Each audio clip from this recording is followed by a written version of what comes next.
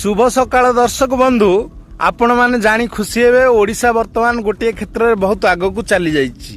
तेबे संपूर्ण खबर को आसीबा खबरटी हेउछि ओडिशा रे वर्तमान विधायक मानकु 3,45,000 बा 50 पाखापाखी वेतन मिलिबो मासिक।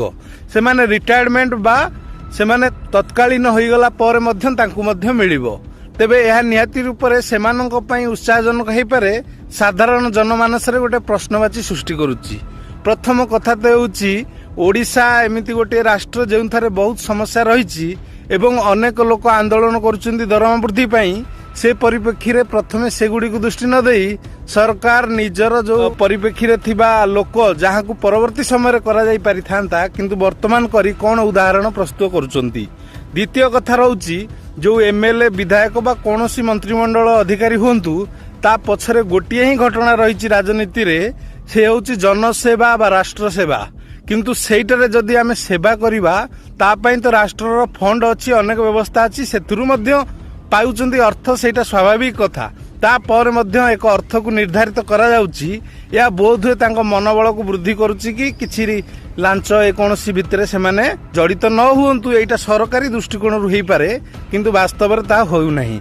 किंतु तथापि अनेक मन रे एई प्रश्नवाची रहिछि।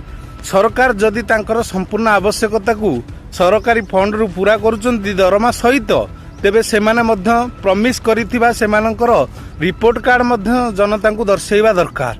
काहेकि ना साधारण जनमानस रे यह एक भल प्रसंग भली दर्शाउ नाही। तेबे शेष रे यह कहिबी जदि मौने सम्मति लक्षण देई प्रायतः 147 एमएल रु 146 जन देइचंती तांकर प्रतिक्रिया कि यह हेबा दरकार। आउ जणे एमएल एनसीपी रो से विरोध करिसंती, तांको हमें स्वागत करबा। जहा हो एते जन भितरु जणे विरोध करचंती कि एमएलए मानकर दरमा न बढ़ू, काहेकि ना यह प्राथमिक आवश्यकता नुहे।